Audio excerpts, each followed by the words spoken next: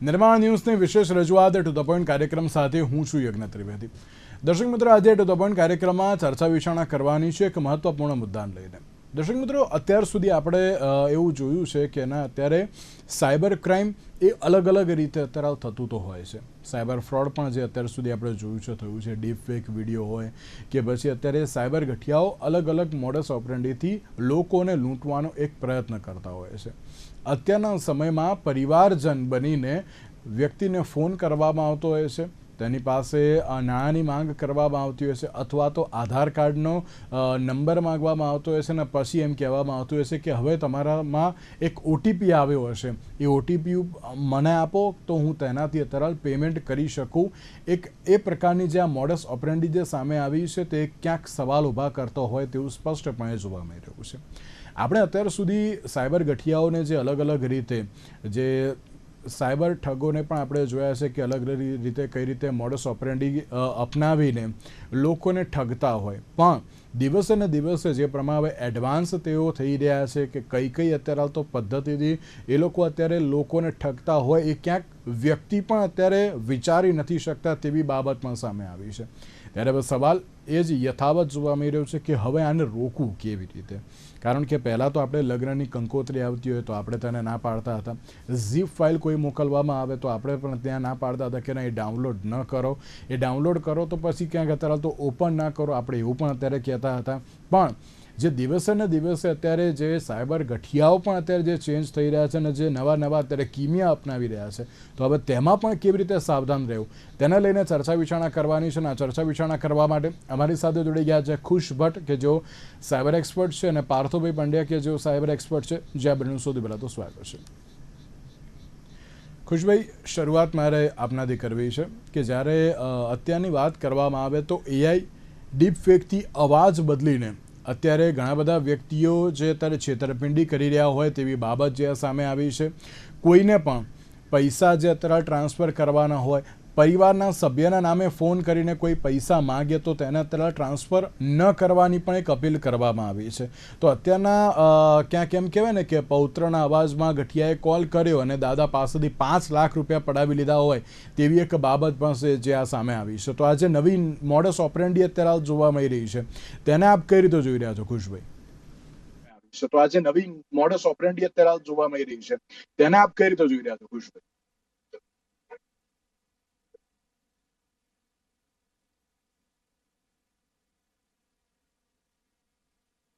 મારો અવાજ આવી રહ્યો છે ખુશભાઈ? ઓકે, સો આપણે જૂની જ્યારે ચર્ચા કરતા હતા ત્યારે તમને ખ્યાલ હોય કે મેં ઘણા બધા ન્યૂઝ ઇન્ટરવ્યુમાં કીધું હતું કે હજી તો આવનારા ટાઈમમાં અટેક હજી બી ગંભીર બની જશે, જ્યારે અટેકર જે છે એ એઆઈ અને ડીપ ફેક અને ડીપ વોઇસને યુઝ કરીને અટેક્સ કરશે. અને આજે આપણે એ જ સ્કેમને જોઈને ચર્ચા કરવા બેસી રહ્યા છે, રાઈટ? સો આજે એ ટાઈમ આવી ગયો છે અને હજી બી હું કહું છું કે આવનારો ટાઈમ હજી બી વધારે ડરાવનો થઈ શકે છે જો તમે ધ્યાન ના આપ્યું આ ટાઈપના અટેક્સથી. કેમ કે એટલું કન્વિન્સિંગ અટેક્સ છે, એટલા રિયલ અટેક્સ છે કે એનો તફાવત બહુ અઘરું છે કે આ રિયલ છે કે ફેક છે, રાઈટ? સો એઆઈ બી દિવસે ને દિવસે ભયંકર બની રહ્યું છે જેમ જેમ ટ્રેન થઈ રહ્યું છે, રાઈટ? સો આમાં હું એટલું જ કહીશ કે આમાં જે ફ્રોડ વધી રહ્યા છે, રાઈટ, તો ડિફરન્ટ ટાઈપ ઓફ ફ્રોડ વધી રહ્યા છે. એક છે કે તમારો જ વોઇસને એ લોકો ક્લોન કરી લે છે, રાઈટ, જેને ડીપ ફેક વોઇસ કહેવાય છે. અને તમને વોઇસ નોટ આવે છે અથવા કે ફોન આવે છે, તો એ તમારો વોઇસ ક્યાંકથી બી રેકોર્ડિંગ મળી જાય એમને, કોઈ બી તમારો જૂનો વિડીયો ઉપાડીને તમારા જ અવાજમાં એ વાત કરી શકે છે એઆઈ. અને જ્યારે આને ઉપયોગ કરીને જો તમને ફોન આવે તો તમે ડેફિનેટલી કન્વિન્સ થઈ જાઓ કે મારો જ પુત્ર કે મારો જ ભાઈબંધ કે મિત્ર કે મારો કોઈ પરિવારજનક બોલી રહ્યો છે, રાઈટ? બીજો એક ટાઈપનો ફ્રોડ છે જેમાં ડીપ ફેક વિડીયોઝ તમે જોયું હશે કે અમુક એક્ટ્રેસીસના વિડીયોઝ બહાર આવ્યા જેમાં એવું લાગ્યું કે એકદમ રિયલ છે, રાઈટ? અમુક ગેમિંગ ચેનલ્સના બી વિડીયો બહાર આવ્યા. સો આમાં ડીપ ફેક વિડીયો જે બહાર આવી રહ્યા છે એ ખૂબ જ ભયંકર થવા જઈ રહ્યા છે આવનારા ટાઈમમાં. જ્યારે અત્યારે ઘણા બધા વ્યક્તિઓ એવા છે કે ગભરાટમાં આવીને ક્યાંક ઓનલાઈન ટ્રાન્ઝેક્શન પણ કરી દેતા હોય છે કે ના, મારા દીકરા કે દીકરીને શું થયું હશે. અને જ્યારે ગઠિયાઓ પોતાના પૌત્ર અત્યારે તો બની ગયા હોય, દાદાના પૌત્ર છે એમ કહીને એ પ્રમાણે પૈસા પણ પડાવી લેતા હોય છે. તો હવે તો એવું લાગે છે કે હવે તો આ દિવસે ને દિવસે ક્યાંક નવી મોડસ ઓપરેન્ડી આવી ગઈ છે પહેલાં આપણે ડીપ ફેકની વાત કરતા હતા, પછી એઆઈનો ઉપયોગ કર્યો અને હવે તો ક્યાંક અવાજ બદલીને પણ વાત કરે છે. એટલે એ વ્યક્તિને શું લાગે કે ના ભાઈ આ મારો દીકરો કે દીકરી છે, અત્યારે મારે એમને રૂપિયાની જરૂર છે તો હું આપી દઉં. તો આ પ્રકારની જે અત્યારે એમ કહેવાય ને કે એક જે મોડસ ઓપરેન્ડી જે જોવા મળી રહી છે, આપ તેને કઈ રીતે જોવો છો? પ્લસ હવે પાર્સલ અત્યારે તો તમારું આવ્યું છે એવું કહીને એક નવી લિંક મોકલવામાં આવતી હોય છે અને એની ઉપર ક્લિક કરે તો તેનાથી પણ અત્યારે તો સાયબર ફ્રોડ જે થતો હોય છે, આપ તેને પણ કઈ રીતે જોઈ રહ્યા છો? ચોક્કસથી યજ્ઞભાઈ, આપણે અત્યાર સુધી નહીં તો 15-17 વખત હું તમારી સાથે આ વસ્તુ ઉપર ડિસ્કશન કરી ચૂક્યો છું. એ જ ડિસ્કશન્સના બેઝ ઉપર હું એક વસ્તુ કહેવા માંગીશ કે કહેવાય ને કે જેટલું આપણે અવેરનેસ વધારશું ને એટલી રીતો વધશે નવી નવી. હવે જે પ્રમાણે ખુશભાઈએ કીધું કે એઆઈ આવી ગયું, ડીપ ફેક આવી ગયું, ડીપ વોઇસ ટેકનોલોજી આવી ગઈ. હજી તો 2026માં અત્યારે માઇક્રોસોફ્ટના એક રિપોર્ટ પ્રમાણે જોબ્સ જવાની છે.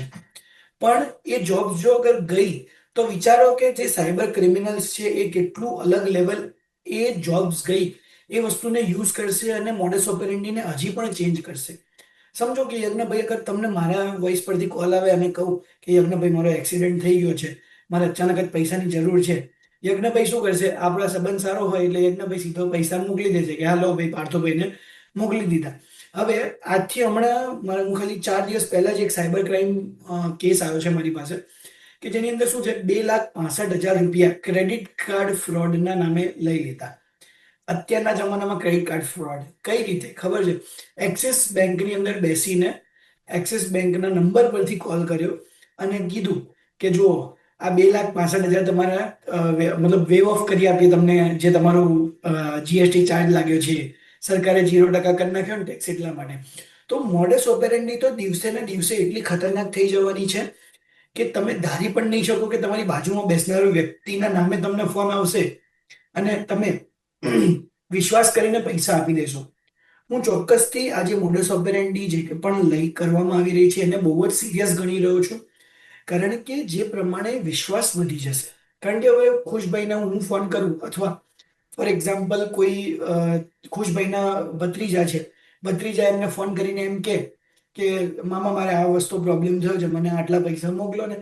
ખુશભાઈ શું કરશે? કોઈ વસ્તુ વેરીફાઈ કરવા નહીં રહે. એ વખતે ઇમરજન્સી પેનિક સિચ્યુએશન ક્રિએટ કરશે. સાયબર ગઠિયાઓ એટલા અત્યારે કહેવાય કે પારંગત બની ગયા છે આ વસ્તુ કરવામાં, કારણ કે એમની પાસે એઆઈ ટેકનોલોજી છે, પ્લસ આ વસ્તુઓ એ લોકો શીખે છે. અત્યારની વેબ સિરીઝ છે અથવા કોઈ પણ જે અલગ અલગ ટેકનોલોજી મતલબ જે સોશિયલ મીડિયા પર બતાડવામાં આવી રહ્યું છે, ત્યાંથી આ લોકો આ વસ્તુ શીખી રહ્યા છે કે નવા નવા રસ્તાઓ ક્યાંથી કાઢીએ પૈસા કમાવાના. અને એ જ વસ્તુઓના કારણે મોડસ ઓપરેન્ડી ચેન્જ ઉપર ચેન્જ થઈ રહી છે. આજથી થોડાક સમય પહેલા કોઈએ વિચાર્યું પણ નહોતું કે ખાલી એક લિંક આવશે અને આખે આખું વોટ્સએપ હાઈજેક થઈ જશે. પણ જે વસ્તુ અત્યારે થઈ રહી છે, ખાલી તમે મોબાઈલ ઉપર સ્ટાર અને અમુક નંબર અને સ્ટાર કરીને એક નંબર નાખશો તો આખે આખું તમારું જે એક્સેસ છે સિસ્ટમનો એ જતો રહેશે. એ કોઈ વિચાર્યું નહોતું, જે અત્યારે થઈ રહ્યું છે. વોટ્સએપ હેક થઈ રહ્યા છે. કેમ થઈ રહ્યા છે? કારણ કે મોડસ ઓપેરેન્ડી સાયબર અપરાધીની પાસે વધારેમાં વધારે વધી રહી છે. કારણ કે એઆઈ એટલું ફ્રીલી અવેલેબલ થઈ ગયું છે કે એનો ઉપયોગ મેલિશિયસ કામ કરવામાં થઈ રહ્યો છે. જે પ્રમાણે digital personal data protection act સરકાર લાવ્યું, સરકાર બહુ જ મહેનત કરી રહી છે, સરકાર અવેરનેસ કરી રહી છે, આ બધું જ કરી રહી છે, ના નથી પાડતો. પણ એઆઈ રેગ્યુલેશન એક્ટ જે બીજા દેશો અત્યારે અપનાવી રહ્યા છે, તો એઆઈ રેગ્યુલેશન એક્ટ ઇન્ડિયામાં લાવવાની જરૂર છે, ચોક્કસથી જરૂર છે. તો જ આ બધું છે એ વસ્તુઓ પર આપણે થોડો કંટ્રોલ લઈ શકશું. યજ્ઞભાઈ, એક બાબત એ પણ કે આજકાલ એઆઈ અને ડીપફેક ટેકનોલોજીથી અત્યારે સાયબર ફ્રોડ ક્યાંક હવે એમ કહેવાય ને કે ખતરનાક પણ સાબિત થઈ રહ્યા છે. આપ તેને લઈને પણ શું કહેશો? ચોક્કસથી, કેમ કે જ્યારે તમે સમજો ફ્રોડ જ્યારે વધારે કન્વિન્સિંગ થઈ જાય, રાઈટ, વધારે ફ્રોડ વિજિલન્ટ થઈ જાય કે તમને કન્વિન્સ કરવામાં આવે કે તમે છો યજ્ઞભાઈ છે જે મને ફોન કરી રહ્યા છે, ત્યારે હું ડેફિનેટલી પૈસા નાખી દઈશ. અર્લિયર શું થતું હતું કે કોઈ રેન્ડમ માણસ મને ફોન કરીને ઓટીપી માંગતો હતો કે કોઈ લિંક મોકલતો હતો, તો એમાં 50% યુઝર સ્ટીલ અવેર હતા, રાઈટ. આપણે આટલા બધા કેમ્પેન્સ કર્યા હતા, ઇવન પોલીસે બી બહુ બધા કેમ્પેન્સ સ્કૂલોમાં જઈને કર્યા છે, જેમાં બાળકો એમના પેરેન્ટ્સને અવેર કરે, રાઈટ. પણ હવે અવેરનેસ એક લિમિટ સુધી બધા અવેર થઈ ગયા હતા. તો હવે શું થઈ રહ્યું છે કે મોડસ ઓપરેન્ડી આખી શિફ્ટ થઈ રહી છે, રાઈટ, જેમાં એઆઈ અને ડીપ ફેક એટલું કન્વિન્સિંગ મેથડ છે. જેમાં તમે બીજું થોટ નહીં લો, રાઈટ? અને તમે નહીં માનો, અત્યારે એક ફ્રોડ આવી રહ્યો છે જેમાં શું છે કે તમને ફોન આવશે કે મારો એક્સિડન્ટ થઈ ગયો છે અત્યારે, અને એ અવાજ બી તમારો જશે. તમે તમારા કોઈ પરિવારજનને ફોન કરશો અનનોન નંબર પરથી, અને એવું જ કહેશે કે મેં આ ભાઈનો ફોન લીધો છે, હું વાત બધી પછી ઘરે આવીને કરીશ, તું મને અત્યારે આટલા રૂપિયા ટ્રાન્સફર કર, અમુક નુકસાન બી થયું છે ગાડીનું. તો હવે આવું કોઈ કે તમારા જ અવાજમાં પેઇનફુલ વોઇસ બનાવીને, તો આઈ એમ શ્યોર કે તમારા ઘરવાળા વેરીફાઈ કરવા નહીં જાય એવી સિચ્યુએશનમાં પેનિક માહોલ થઈ જાય છે, અને at the end of the day એ પૈસા ટ્રાન્સફર થઈ જાય છે. કેમ કે અમુક જે સેન્સિટિવ ટોપિક્સ આ લોકોએ પકડ્યા છે, ક્રિમિનલ છે, રાઈટ? તો જેમાં વિચારવાનો સમય નથી રહેતો. પણ આને લઈને હું એટલું જ કહીશ કે તમને ભલે મારા નામ પર ફોન આવે, ઘરવાળાઓને તમારે અવેર કરવાની જરૂર છે કે ભલે હું તમને ફોન કરતો હોઉં, તમે એક વખત એ ફોન કટ કરીને મને વેરીફાઈ કરો, કેમ કે તમારી પાસે મારો રિયલ નંબર છે, રાઈટ? જો હું ના અપાડું તો તમે જઈને પાછો એમને ટ્રાય કરજો, પણ એક વખત ઓલવેઝ કટ કરીને વેરિફિકેશન કરવાનું રાખો. જો આટલો સ્ટેપ્સ લેતા થઈ જઈશું ને, તો બી ઘણું બધું અમુક ટાઈપના ફ્રોડ્સથી બચી શકાય છે, યજ્ઞભાઈ.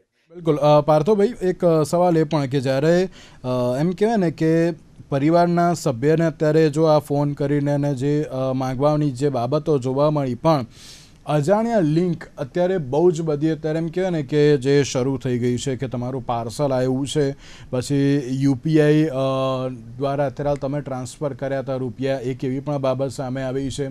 તમે આ જગ્યાએ તમે ગયા હતા આ સમયે અને ત્યાં તમારે આ પ્રકારનું એક પેમેન્ટ બાકી છે, એક એ પ્રકારની પણ અત્યારે જે આ બાબત જે સામે આવી છે.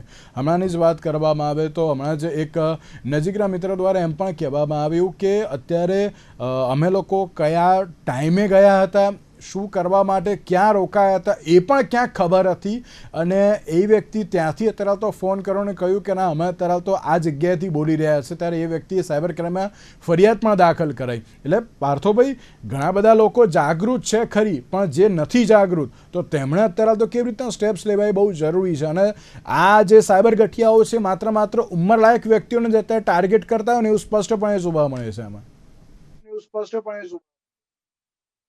ભાઈ ચોક્કસથી એ ઉંમરલાયકને એટલા માટે ટાર્ગેટ કરે છે કે ઉંમરલાયક પણ અત્યારે નવું નવું સોશિયલ મીડિયા શીખ્યા છે.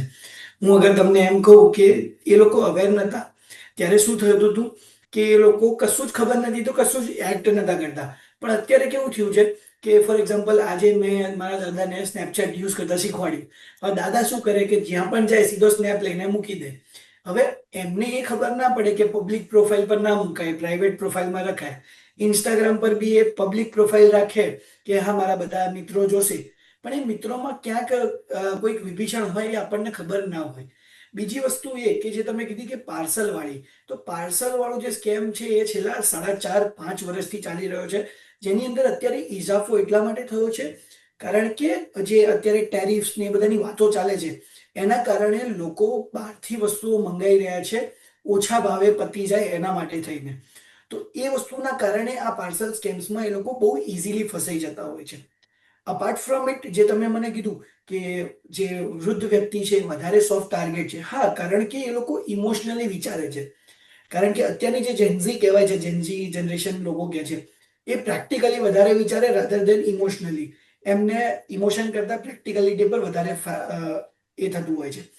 એમાં જ અત્યારે રિસેન્ટલી એક કેસ પણ સામે આવ્યો છે, હમણાં ગઈકાલે જ હું એમની સાથે વાત કરતો હતો કે એક કેસની અંદર શું થયું કે ડિજિટલ અરેસ્ટ તો કરેલું હતું, પણ એમાં જે મોબાઈલ નંબર એ વાપર્યો હતો એ mobile number actual cyber police સ્ટેશનનો મોબાઈલ નંબર વાપર્યો હતો. હવે ઓબ્વિયસ વસ્તુ છે કે ટ્રુ કોલર યુઝ કરશે લોકો, તો એ જોઈને એ ડરી ગયા અને એમાં એ લોકો પૈસા જ નથી ગયા. એ સારું થયું છે, પણ ખાલી અવેરનેસ એ સોલ્યુશન નથી. કંઈક સ્ટ્રોંગ પ્રૂફ સોલ્યુશન જે છે એ આપણે જરૂરી છે. જેમ ફોર એક્ઝામ્પલ એક ટેલિકોમ કંપની છે જેણે સ્પેમ કોલ્સ માટે સારું એવું એક ફીચર કર્યું છે. બટ કેમ ટેલિકોમ કંપની પર ડિપેન્ડન્ટ રહેવું? કેમ ટ્રાય કે કોઈ સરકારી એવી એજન્સી છે એ નથી એ વસ્તુ પર ઇનિશિયેટિવ્સ લઈ રહી? ટ્રાય અગર આ વસ્તુ પર ઇનિશિયેટિવ્સ લે તો તરત જ આ વસ્તુ આઈડેન્ટિફાઈ થઈ શકે છે અને સોલ્યુશન્સ આવી શકે છે. પણ એક જ વસ્તુ જરૂર છે કે અવેરનેસની સાથે સાથે થોડીક ટેકનોલોજીને ઇન્ટિગ્રેટ કરશું. ખાલી વાતો કરવી કે લિંક્ડઇન ઉપર પોસ્ટ મૂકી દેવી કે હા ભાઈ ગુજરાત એઆઈ ઇનેબલ સિટી થઈ ગયું, ગુજરાતમાં આ વસ્તુ થઈ ગઈ, એઆઈમાં આપણે આગળ થઈ ગયા, પણ અગર તમે એનો સદુપયોગ કરીને સાયબર ક્રાઇમને અટકાવી ના શકતા હો ને, તો એ કહેવાય ને કે બધી પબ્લિસિટી સ્ટન્ટ ધૂળમાં છે. હું ચોક્કસથી કહીશ યજ્ઞભાઈ, નેગેટિવ રીતે નહીં પણ એક પોઝિટિવ રીતે અગર આ વસ્તુને લેવામાં આવે કે આ વસ્તુ કોઈ પોઈન્ટ આઉટ કરવા તૈયાર નથી થતું. કારણ કે કહેવાય ને કે અગર તમે ક્રિટિસાઇઝ કરો તો તમે ધ્યાનમાં આવો, પણ ક્રિટિસાઇઝ સારી રીતે કરો કે જે એકચ્યુઅલીમાં પબ્લિક બેનિફિટ માટે છે, તો ચોક્કસથી આ વસ્તુઓ ધ્યાનમાં લેવાની જરૂર છે કે તમે એઆઈને ખાલી ને ખાલી બિઝનેસ વધારવા માટે યુઝ ના કરો. જે અત્યારના પ્રોબ્લેમ સ્ટેટમેન્ટ છે અથવા પ્રોબ્લેમ છે એના સોલ્યુશન માટે અગર યુઝ કરશો ને, તો ચોક્કસથી હું કહું છું કે જે 3,000 કરોડના જે કહેવાય કે સાયબર ક્રાઇમ્સ થયા છે લાસ્ટ આઈ ડુ બિલીવ 3 મંથ્સની અંદર, બરાબર, તો એ 3,000 કરોડની જગ્યાએ ચલો 100 કરોડ કે 200 કરોડ કે 300 કરોડના થશે. પણ એ ઇનિશિયેટિવ જ્યાં સુધી સરકાર ફૂલ એન્ડ ફ્લેજ ટાઈમ પર નહીં લે ને ત્યાં સુધી કંઈ નહીં થાય. આપણે અત્યારે સ્કૂલો સુધી પહોંચ્યા છીએ, પણ સોસાયટી સુધી પહોંચશે ને જ્યારે સરકાર, ત્યારે ચોક્કસથી આવા સાયબર ગઠિયાઓ કશું નહીં કરી શકે. અને સાયબર ગઠિયાઓ ગમે તેમ કહેશે ને કે હા ભાઈ હું તમારો છોકરો બોલું, તો કે હા હું મારા છોકરાને પૂછી લઈશ ને એના અકાઉન્ટ નંબર મારા પાસે પડ્યો છે, હું એમાં ડાયરેક્ટ મોકલી દઈશ, તને મોકલવાની જરૂર નથી. તો ત્યાંથી જ સ્ટોપ થઈ જશે ને, તો હું 100% કહું છું કે સરકાર અગર આ વસ્તુ કરે, ગુજરાત સરકાર અગર ચાલુ કરે ને, હું શરત લગાવી લઉં યજ્ઞભાઈ કે ગુજરાતની અંદરથી નેક્સ્ટ 1 યરની અંદર અગર 100 કરોડના બી કેસ આવે ને તો થઈ પડ્યું, અગર આ વસ્તુઓ જો કરવામાં આવશે તો. બિલકુલ સાચી વાત છે. ડિજિટલ એરેસ્ટ એક એમ કહેવાય ને કે અત્યાર સુધી ઘણું બધું જોવા મળ્યું છે ખુશભાઈ આપણને, પણ એમ કહેવાય ને કે એમાં પણ લોકો ક્યાંક હજુ પણ સમજી શકતા નથી. લાસ્ટ મહેસાણાની જે બાબત એક સામે આવી હતી તેને લઈને મેં પાર્થોભાઈ જોડે મેં એક ડિબેટ તો કરી હતી, પણ તેની સાથે ખુશભાઈ હજુ પણ લોકો એટલે કે જે સામાન્ય વ્યક્તિ એ હજુ પણ ડિજિટલ એરેસ્ટને સમજી શક્યા નથી. આપ તેને લઈને પણ શું કહેશો?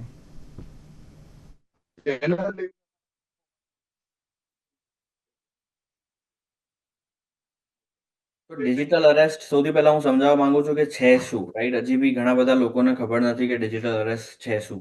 તો ડિજિટલ અરેસ્ટમાં શું થાય છે કે જે સામેવાળો ક્રિમિનલ છે, રાઈટ, એ ફેક પોલીસ બનીને તમને કોલ કરતા હોય છે કે તમે ડિજિટલી અરેસ્ટ થઈ ગયા છો, તમને વિડીયો કોલ આવે છે પોલીસ બનીને, તમને કોઈ કેસ ફેક કેસ નરેટ કરવામાં આવે છે, કોઈ સ્ટોરી નરેટ કરવામાં આવે છે કે you are now digitally arrested. એટલે તમે વિડીયો કોલ પોઝ નહીં કરી શકો, મારા આવનારા ઇન્સ્ટ્રક્શન સુધી તમે એ વિડીયો કોલને કાપી નહીં શકો. અને એ સામેવાળો જે સ્કેમર છે એ પોલીસના કપડામાં જ બેઠો હોય છે અને તમને કંઈ પણ કરીને કન્વિન્સ કરી લે છે કે you are now digitally arrested. એટલે દેટ મીન્સ તમારે સ્ક્રીન ઉપર જ રહેવું પડશે, એના દરેક ઇન્સ્ટ્રક્શન ફોલો કરવા પડશે. જો તમે નહીં કરો તો તમારી પર ગંભીર કેસ રજીસ્ટર થઈ જશે. તો અમુક વસ્તુઓ કહીને તમને બહેકાવી દેવામાં આવે છે, જેના અંદર ડિજિટલ કેસમાં અમે ઘણું બધું ડિજિટલ અરેસ્ટમાં જોવા મળ્યું છે કે 4 થી 5 કલાક સુધી વિક્ટિમને એ હલવા નથી દઈ રહ્યા ક્રિમિનલ્સ. અને એટલા સમય દરમિયાન એ એને ઘણા બધા ઇન્સ્ટ્રક્શન આપે છે કે અહીંયા ગાડી તમારે પૈસા ટ્રાન્સફર કરવાના રહેશે એઝ અ પેનલ્ટી, કે અમુક કોર્ટ એપ્લિકેશન માટે તમારે આ વસ્તુ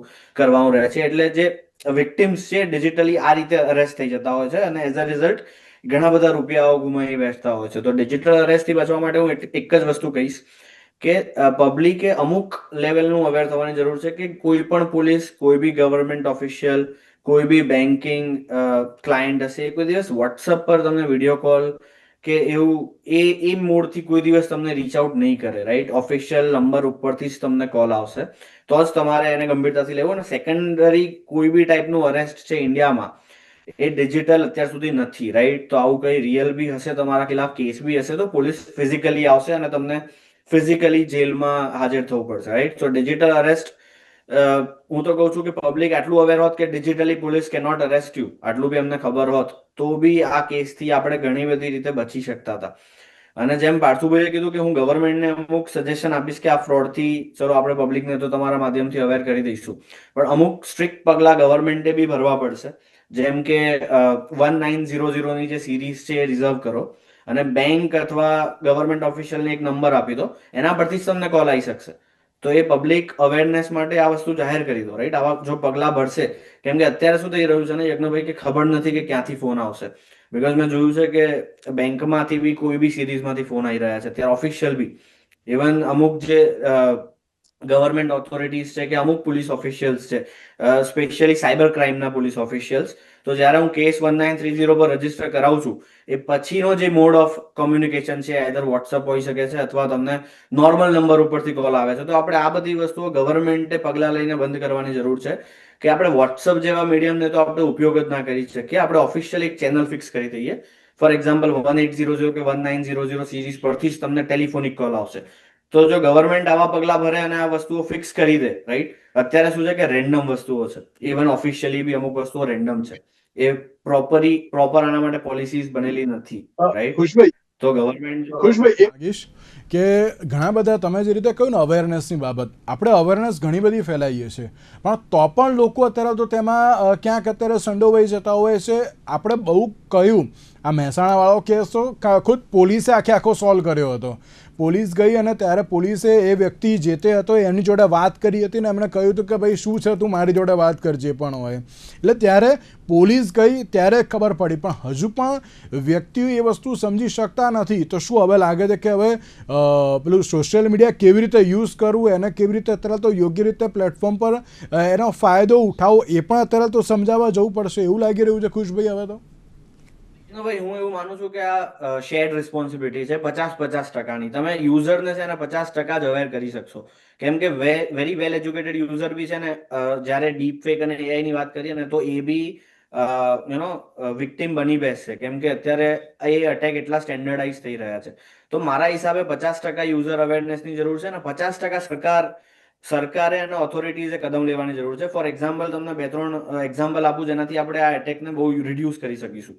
તો મહારાષ્ટ્ર સાયબર સેલ જોડે એક ટેકનોલોજી આવી ચૂકી છે જે આઈડેન્ટિફાઈ કરી દે છે 10 જ મિનિટમાં કે 10 સેકન્ડમાં સોરી કે આ વિડીયો ડીપ ફેક છે કે નથી, રાઈટ. તો ગવર્મેન્ટે આ ઇનિશિયેટિવને લઈને દરેક ફોન કંપની જોડે ટાઈપ કરવું જોઈએ અને દરેક ફોનમાં ઇનબિલ્ટ આ ફીચર આપવું જોઈએ.